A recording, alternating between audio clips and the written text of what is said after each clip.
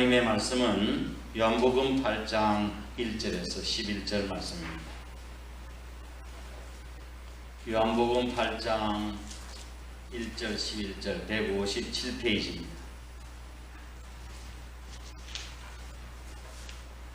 제가 낭독하겠습니다. 다 각각 집으로 돌아가고 예수는 감람산으로 가시니라. 아침에 다시 성전으로 들어오시니 백성이 다 나오는지라.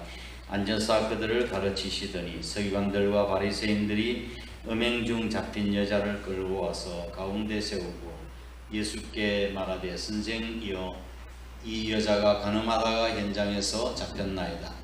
모세는 율법에 이러한 여자를 돌로 치라 명하였거니와 선생은 어떻게 말하겠나이까. 그들이 그래 말하면 고발할 조건을 얻고자 하여 예수를 시험함이러라. 예수께서 몸을 굽히사 손가락으로 땅에 쓰시니 그들이 묻기를 마지 아니하는지라. 이에 일어나 이르시되 너희 중에 죄 없는 자가 먼저 돌로 치라 하시고 다시 몸을 굽혀 손가락으로 땅에 쓰시니 그들이 이 말씀을 듣고 양심의 가책을 느껴 어른으로 시작하여 젊은이까지 하나씩 나아가고 오직 예수와 그 가운데 섰는 여자만 남았더라. 예수께서 일어나사 여자 외에 아무도 없는 것을 보시고 이르시되 여자여, 너를 고발하던 그들이 어디 있느냐? 너를 정죄한 자가 없느냐? 대답하되 주여 없나이다. 예수께서 이르시되 나도 너를 정죄하지 아니하노니 가서 다시는 죄를 범하지 말라 하시니라. 아멘. 지난 주일은 우리 인생은 질그릇과 같다라는 말씀을 드렸습니다. 작은 충격에도 금이 가고 이빨도 빠지고 나중에 부서지는 것이 우리 인생입니다.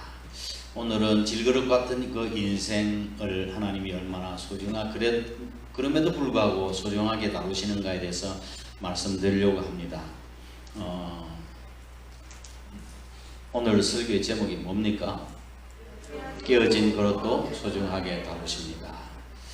보통 깨어진 그릇 다 내버리고 금이 간 것, 이빨 빠진 다 내어버리지만 질그릇 같은 우리 인생들을 하나님은 그렇게 내버릴 것 같으면 여기 남아있을 사람이 어디 있겠습니까? 그렇지만 그런 그릇도 소중하게 다루시는 주님 때문에 우리가 여기 있는 것입니다. 남자들의 불만 가운데 하나가 쇼핑하는 부인들을 따라다니는 것보다 더 피곤하고 힘든 것이 없다고 하는 것이 남자들의 공통적인 의견이죠. 별 반응이 없으시네요. 여자들은 옷을 한번 사려고 하면 보통 한 10군데 이상 둘러봐야 돼요. 저 부유의 롯데 리조트 화리 매장이 있는데 한번 사려고 하면 그 아래 위층 다 돌아다녀요. 여기 따라다니기 정말 힘들어요. 거짓말 조금 못해서 들었다 놨다 20분 정도는 하는 것 같아요.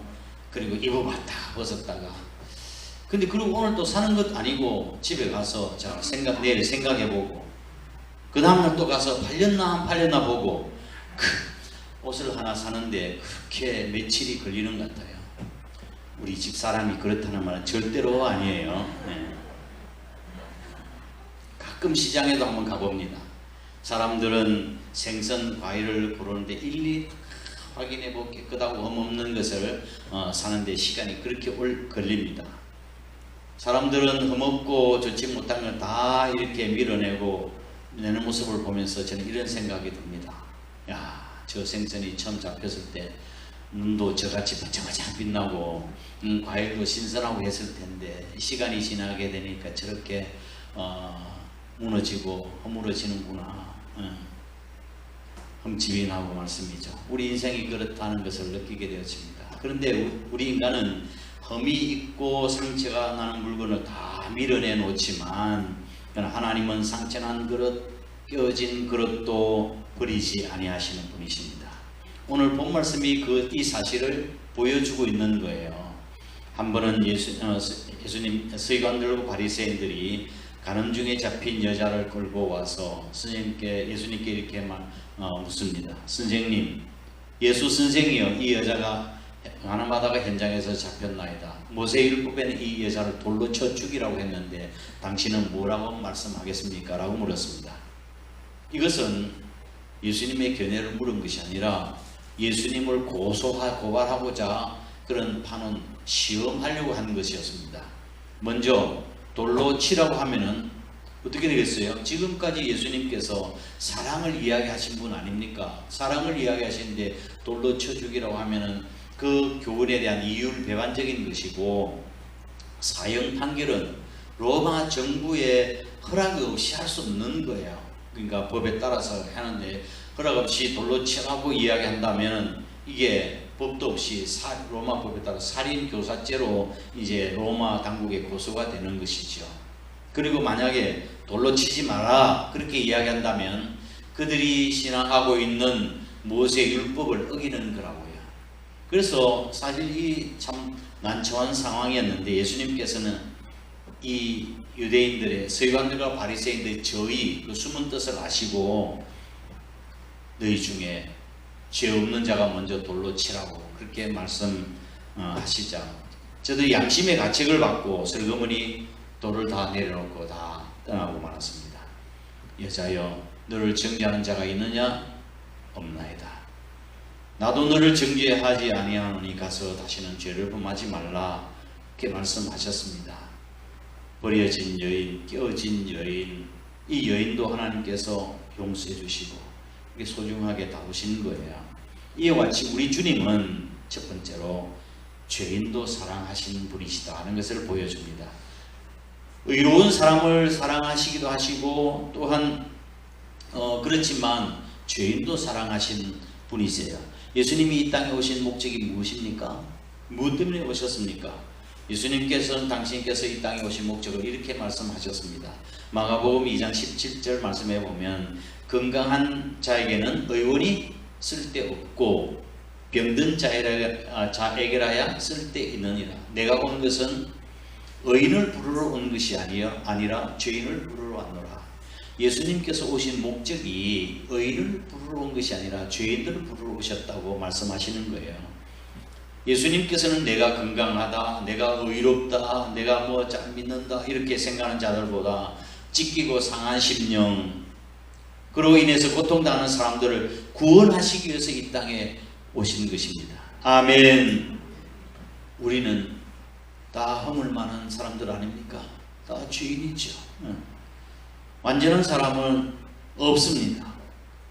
완전한 인생도 없어요. 도덕이나 윤리의 기준에 완벽하게 도달할 사람이 어디 있겠습니까? 아무도 없습니다.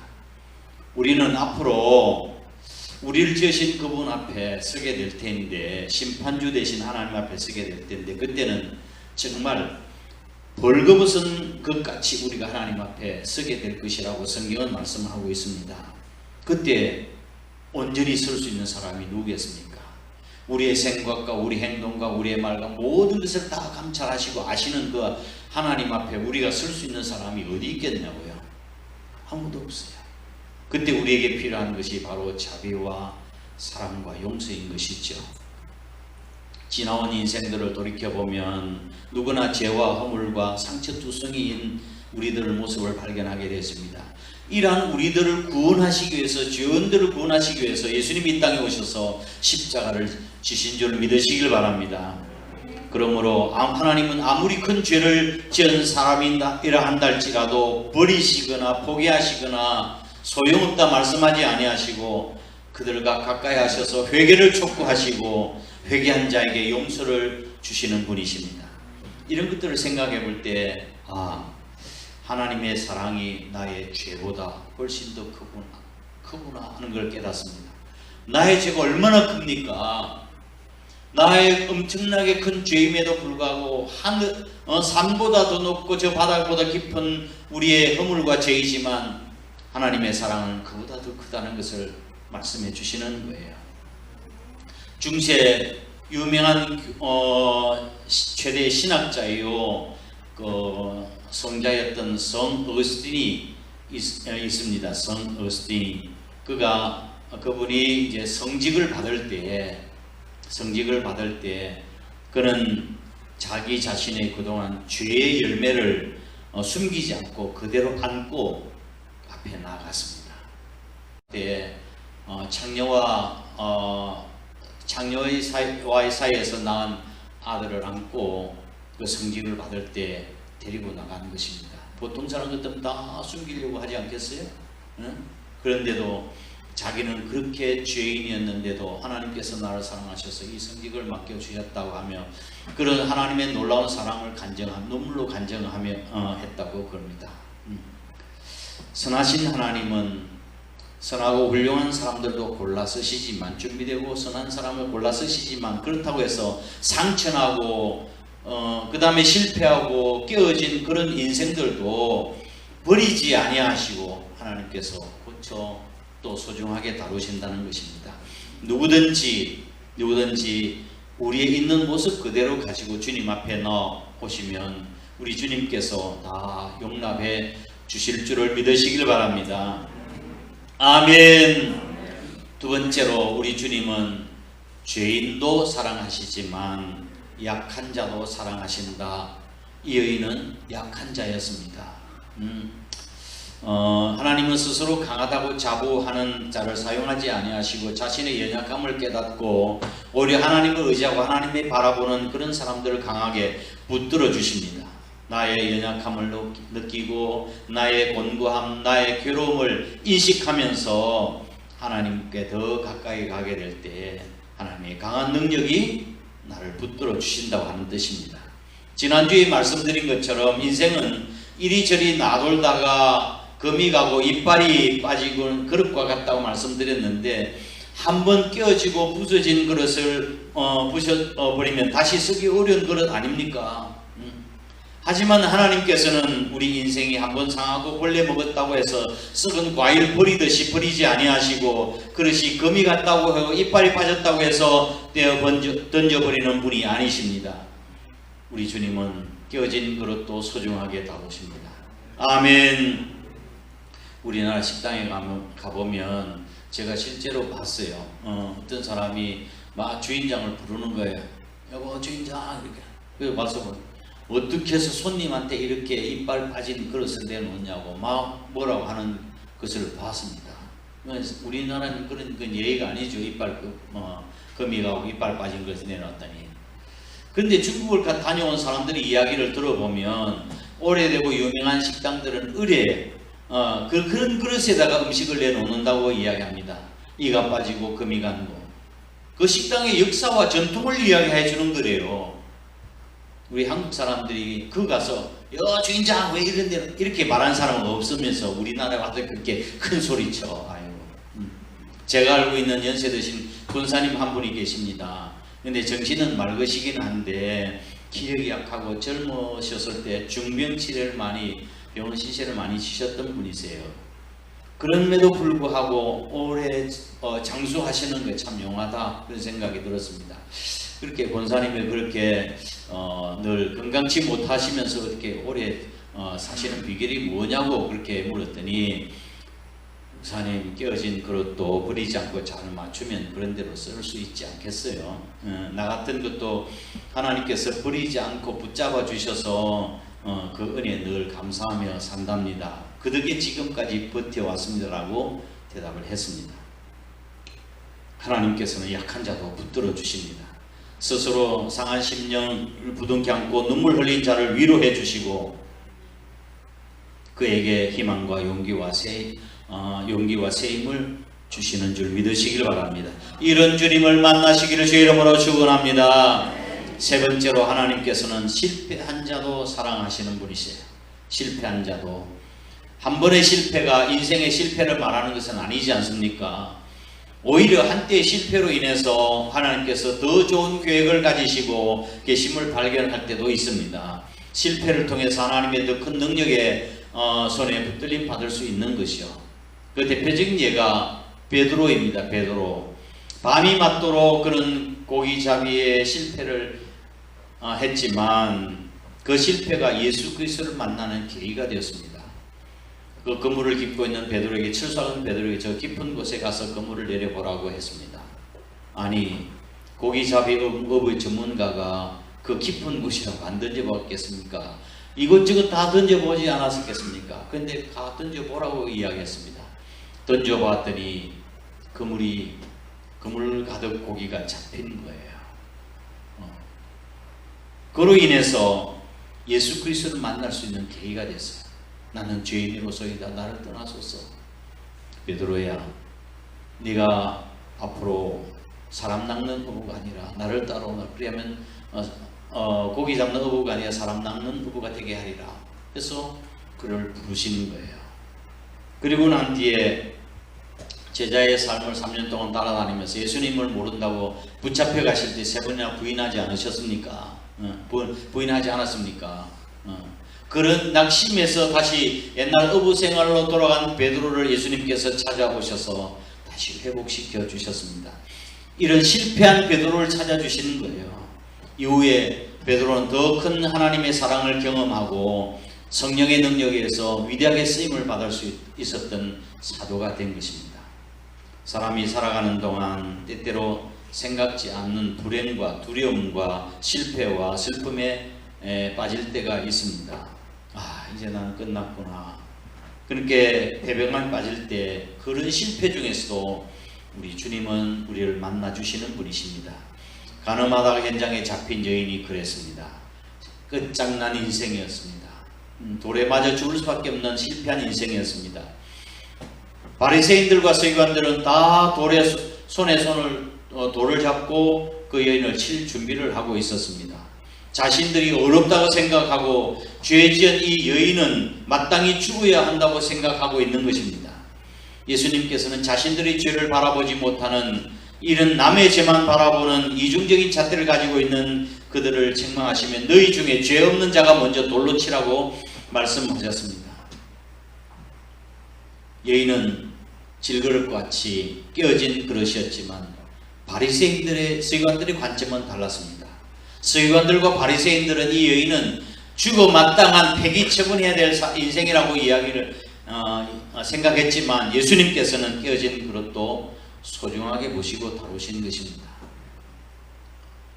1890년 장남으로 태어나서 6살 때 아버지를 여의고 홀어머니를 돕기 위해서 갖가지 일을 시작한 한 젊은이가 있었습니다.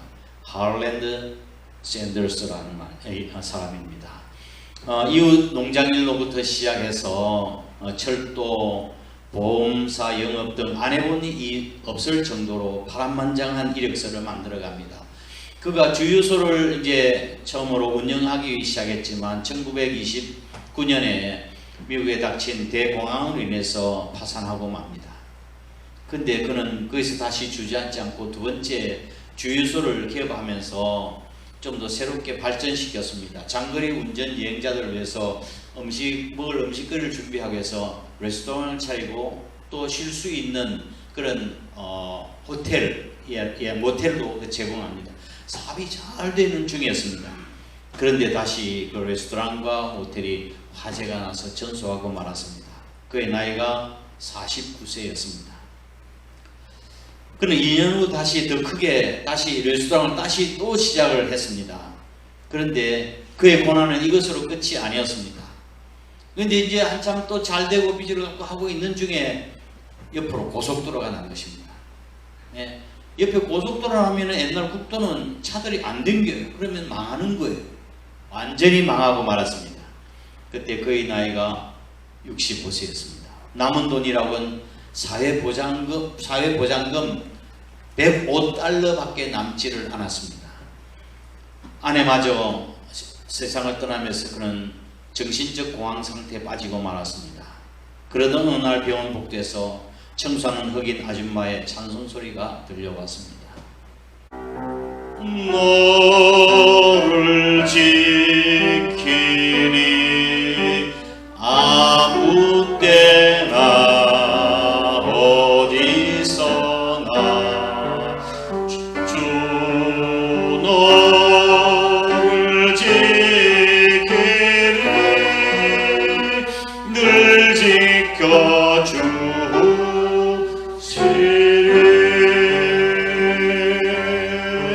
너근 신거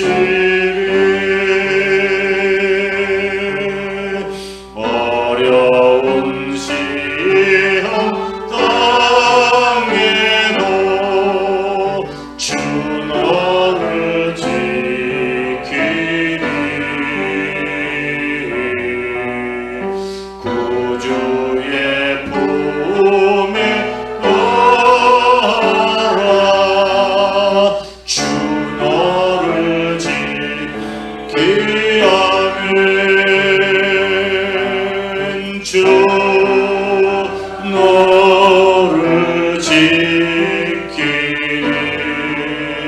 아무 때나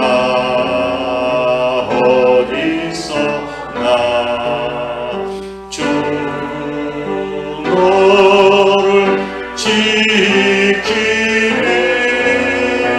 늘 지켜 주시리. 아멘. 병원복도에서 흑인 아줌마가 청소를 하면서 이 노래를 부르는 거예요. 이 찬송을 듣자 성령께서 샌더스에게 역사하기 시작했습니다. 하염없이 눈물을 흘리고 회개를 했습니다. 지난날 교만하게 살아왔던 나를 회개하고 자신을 낮추며 살기로 했던 것입니다. 그는 본래 어머니에게 두 가지를 배웠다고 합니다. 하나는 요리하는 법과 교회 다니는 신앙이었습니다. 평일에는 어머니와 부엌에서 요리하는 법을 즐겼고 요리하는 것을 즐겼고 주일이면 어머니와 함께 교회에 나갔습니다. 그러나 사업을 하기 시작하면서 점차 교회를 멀리하면서 그는 모든 것을 상실한 65세가 되어서 실패를 통해서 다시 깨닫고 교회로 돌아오게 된 것입니다. 그는 용기를 얻어서 65세의 나이에 다시 도전을 시작했는데 그 유명한 KFC 켄터키 프라이드 치킨을 개업을 시작했습니다. 여기 사진 있죠? 이게 모형이에요. 모형인데 그가 1976년에는 전 세계에서 두 번째로 존경받는 세계적인 기업인으로 사업가로 선정을 되었습니다. 1980년에는 1080년이니까 지금 몇 년 전인가요? 한 40년 전이네요. 그 당시에 14,000개의 사업장, 매장을 그린 세계적 기업으로 도듬해가 지금은 전 세계적으로 들어가 있죠. 켄터키 주지사가 이분인데 켄터키 주지사가 그 본래 육군 이등병 출신이었습니다. 했지만 그의 도전 정신을 높이 사서 그에게 명예 대령을 수여했습니다. 명예 대령. 그래서 그는 커널 샌더스라고 불렸습니다. 커널이라고 하는 말은 대령이라고 하는 뜻, 제독이라는 뜻입니다. 제독 샌더스. 그는 자기 자신이 이렇게 커널 샌더스라고 이렇게 홍보를 하면서 흰 옷에다가 나비 넥타이 만들어서 지금 조금 전에 앞에 봤던 그 인형 모형 모습 있죠. 그게 각 KFC 매장에다 다 이렇게 서 있는 거예요. 그런데 그가 한 번은 교회 대표로서 호주에서 열리는 컨퍼런스에 참여를 하다가 비행기 속에 오다가 갑자기 이런 생각이 들었던 거예요. 만일 이 비행기가 추락한다면 나는 천국 갈 수 있을까? 하는 고민을 시작하게 됐는데 아무리 생각해도 천국 갈 수 있는 그런 자격이 없었던 것 같아요. 갈 수 없었던 것 같아요. 평생 교회 생활했지만 아직 구원의 확신이 없었던 거예요. 그의 나이 75세 때 교회 한 모임에서 그 자기 자신이 예수님이 나의 구주요 나의 하나님이라는 사실을 고백하고 영접하게 된 것입니다. 75세에 거듭난 것입니다. 그는 자신의 인생 처음으로 그때 정말 평화를 경험하고 그 임재를 확인하면서 75세부터 약 15년 동안 세상 끝날 때까지 주님과 동행하며 그의 기업을 명의를 변경시키고 자기 자신이 이제 선교 사업을 하면서 자선 사업을 하고 장학 사업을 하고 그렇게 살았던 것입니다. 그가 90세가 돼서 세상을 떠날 때 그의 장례식은 신학교 강단에서 그의 장례식을 치루었습니다. 수천 명의 그 조문객들이 왔었습니다. 그때 별세하기 직전에 한 기자가 커널 샌더스에게 이렇게 물었습니다. 인생에서 가장 정상이었던 시기가 언제였습니까? 가장 정상이었던 시기가 언제였냐고. 사업을 해서 성공해 얼마나 세계적인 기업이 되었을 때 그렇게 이야기할 수 있었을 것 같은데 그분 이렇게 이야기했습니다. 내 인생에서 가장 정상이었을 때는 살아계신 하나님을 만나 거듭난 그 순간이었습니다 라고 대답했다고 합니다.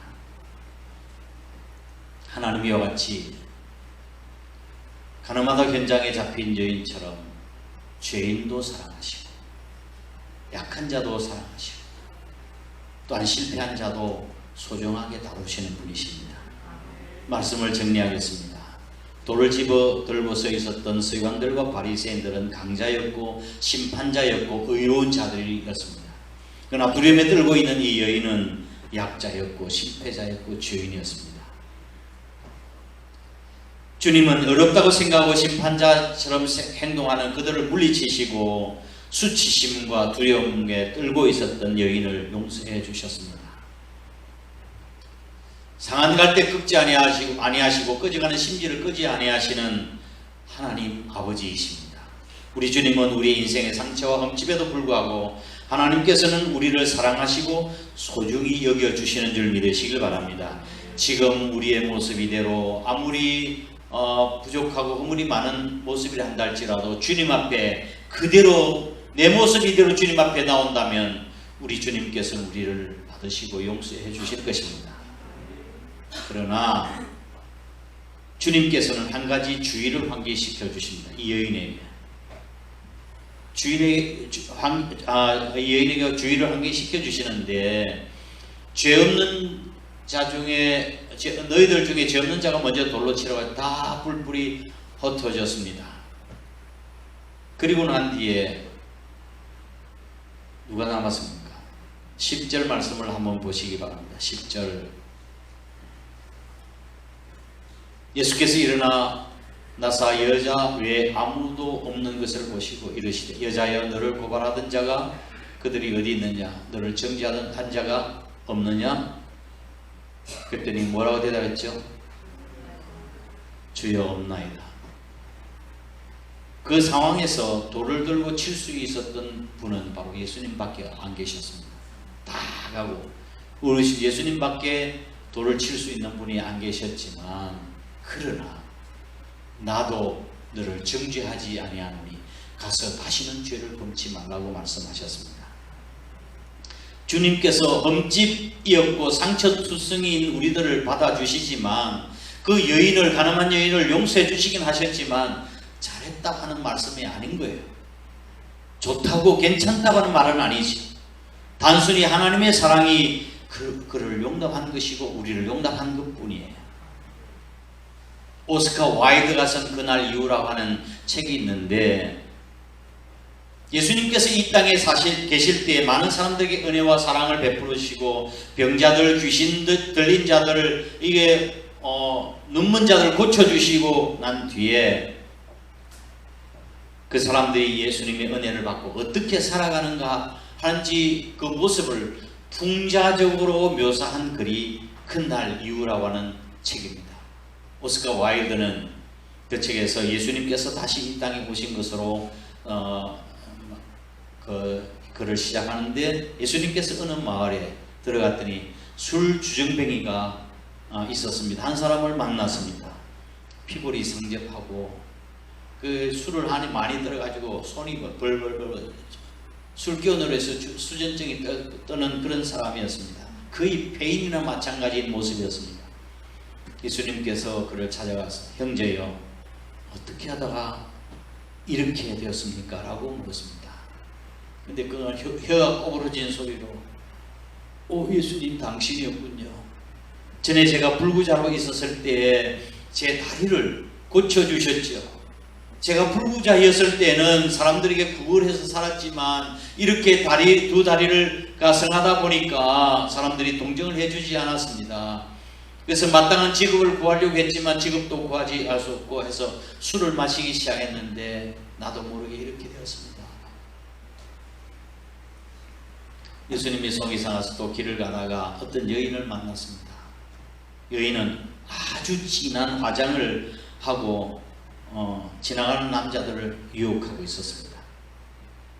예수님께서 그 여인에게 여인이 어찌하여 이렇게 타락하게 되었냐고 물었습니다. 선생님이었군요. 제가 귀신 들렸을 때 당신께서 저를 귀신을 쫓아내 주시고 온전한 정신을 제게 주셨지요. 제가 귀신이 들렸을 때 행복이 뭔지 불행이 뭔지를 몰랐지만 정신을 차리고 보니 이제는 행복과 불행이 뭔지를 깨닫게 되었습니다. 그러나 아무런 행복도 나를 기다려주지 않았습니다. 나는 너무 고독했습니다. 이 고독에서 몸부림치려고 이기려 하다 보니까 나도 모르게 이렇게 악의 구렁텅이로 빠지게 되었습니다 하고 흐느껴 울었습니다. 그 위에 소경이 눈먼 거 다 이야기를 하고 있는데, 하나님께서 이와 같이 깨어진 그릇도 귀중하게 여기시고 소중하게 다루시는데, 죄인도 용납하시고 약한 자도 붙들어 주시고 실패자도 함께 하시는데, 그러나 우리의 죄가 용납되어지고 용서받는 것도 중요하지만 더 중요한 것은 하나님의 은혜와 사랑과 은혜를 우리가 어떻게 간직하고 어떠한 삶을 살아가느냐가 더 중요한 법입니다. 이것이 오늘 우리 아침 우리에게 주는 교훈이고 도전입니다. 그날 이후 우리들의 모습은 이제는 또 다른 모습 아픔이 반복되지 않도록 하나님의 은혜를 잊어버리지 아니하고 거룩하고 성결한 삶을 살아가는 저와 여러분 되시기를 주님의 이름으로 축복합니다. 아멘. 기도하겠습니다. 사랑하는 성도 여러분, 우리는 질거러웠던 인생입니다. 깨어지고 이빨이 빠지고 또한 부서지기 쉬운 그릇이지만, 그럼에도 불구하고 우리 주님은 깨어진 인생을 소중하게 다루십니다. 죄도 용납해 주시고 약한 자도 붙들어 주시고 실패자도 함께 하십니다. 그러나 그것보다 더 중요한 것이 그날 이후 더 중요한 겁니다. 우리 은혜를 받고 주님을 알고 난 뒤 우리는 정말 주님이 기뻐하시는 삶을 살고 거룩한 삶을 살아야 되겠습니다. 주여, 성별된 삶을 살아 하나님께 영광이 된 삶을 살게 해달라고 잠시 통성으로 함께 기도하도록 하겠습니다. 고마우신 아버지 하나님, 주님의 크신 은혜와 사랑을 감사드립니다. 오늘도 복되고 거룩한 성일 귀한 전에 나와 하나님을 찬양하며 예배할 수 있도록 은혜를 허락해 주시니 주님 감사합니다. 우리의 허물과 죄와 연약함에도 불구하고 저희를 용납하셔서 이 자리에 있게 해주셨던 하나님, 아버지 하나님, 우리 질그릇 같은 인생을 주님께서 아버지는 버리지 아니하시고 포기하지 아니하시고 다시 소중하게 다루시며 새롭게 하시는 하나님 아버지, 그러나 이러한 하나님의 용례 우리가 어떤 삶을 사는가 더 중요하다고 말씀하셨는데, 주님의 은혜를 받은 자로서 정말 주님 앞에 부끄러움 없이 살아갈 수 있게 하시고 거룩한 삶을 살게 하시고 성별된 삶을 살게 하시고 하나님의 뜻을 이루어드리며 하나님의 영광을 위해서 살아가는 저의 삶이 될 수 있도록 하나님이 역사하시고 복을 허락해 주시기를 간절히 빌고 원합니다. 우리가 하나님의 은혜를 받은 후에 짐짓 다시 죄악에 빠지면 돌이킬 자가 없다고, 아무것도 돌이킬 수가 없다고 말씀하신 두려운 말씀을 우리가 기억하고 정말 하나님 앞에 진지하고 아버지한 두려움으로 살아갈 수 있는 저들 될 수 있도록 하나님이 역사하여 주옵소서. 우리가 정말 칼날 위를 걸어가는 그런 신앙의 자세로 살아가는 저들 될 수 있도록 하나님 도와주시며 은혜를 허락하여 주옵소서. 그렇게 살겠다고 마음으로 다짐하고 일어섰습니다. 하나님, 저희의 심령 속에 오셔서 저희를 다스려 주시고 함께하여 주시기를 주님 간절히 빌고 원합니다.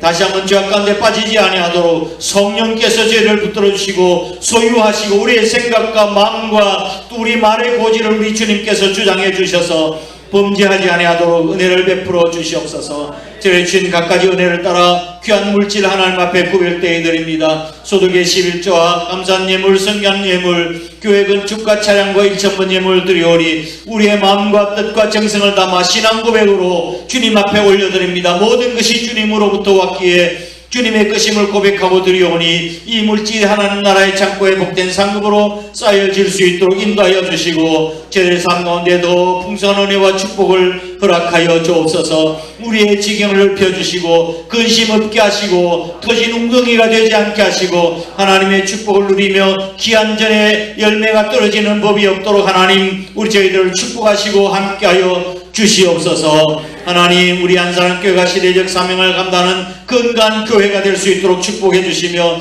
우리가 돕고 있는 교회와 선교사님들과 또한 아버지 어려운 교회들 주님께서 기억하시고 앞으로 저희 교회가 더 아름다운 일을 감당해 나갈 수 있도록 복 내려 주옵소서. 이 시간 해외에 나는 식구들, 군에 가 있는 귀한 아들들, 부득기에서 출탄 가운데 있는 성도들, 지병상에 있는 식구들 어느 곳에 있든지 하나님께서 눈동자같이 지켜 보호 인도하여 주시옵소서. 오늘 예배를 위해서, 거룩한 예배를 위해서 준비하고 애선 숨은 일꾼들, 봉사자들, 교회를 가꾸고 청소하며 주의 정도를 돕고 섬기며 아버지 하나님 이웃에게 사랑을 베푸는 손길들 다 하나님 기억하시고 하나님 나라의 복된 상급으로 기록될 수 있도록 축복하여 주옵소서. 이제 주일날 우리 교회 안에서 예배가 이제는 마친달지라도 세상에서 우리 예배가 시작될 수 있도록 진지하게 살아갈 수 있도록 하나님 면전의식 가지고 살아갈 수 있도록 하나님 축복하여 주옵소서. 예수님 거룩하신 이름으로 간절히 축복하고 기도드렸나이다.